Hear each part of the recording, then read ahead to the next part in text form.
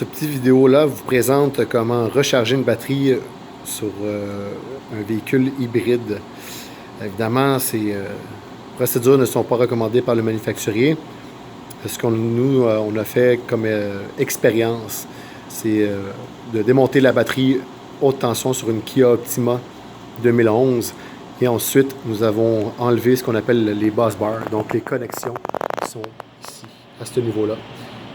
Et ce que j'ai fait, c'est que j'ai branché un chargeur qui est recommandé pour les e-bikes, donc les vélos électriques.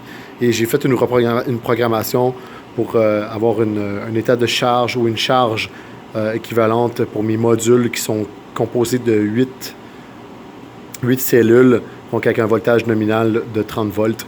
Donc, ce que j'ai fait, pour éviter la surcharge justement de ces modules-là lors de la recharge, ce que j'ai fait, c'est tout simplement programmer un Green Charger, qui est un chargeur pour e-bike, pour les moteurs, les vélos électriques.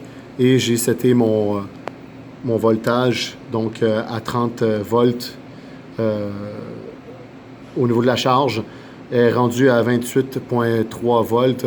Donc, je suis parti au départ d'un voltage de 25 volts. Donc, je charge ça à 2 ampères. Selon la spécification du manufacturier, les cellules seraient l'ampérage serait de 5,3 ampères heure.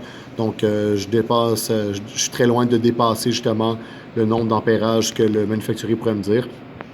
Donc, c'est ce que j'ai fait. C'est une des méthodes qu'on arrive à trouver non recommandé par le manufacturier pour recharger une batterie au lithium polymère sur une batterie, sur un véhicule qui est une Kia Optima. Évidemment, il faut que je fasse tous les modules, donc il y en a 9. Je vais faire les 9 modules de cette façon-là et remonter l'état de charge de cette batterie-là qui était à 19,5% et essayer de la monter vers 50% pour la remettre dans le véhicule par la suite. Donc, je remontre ici le branchement. Évidemment, j'ai vraiment regardé, c'était le plus et le moins qui sont visibles sur le boîtier en plastique. Donc, je me suis remis à la même place.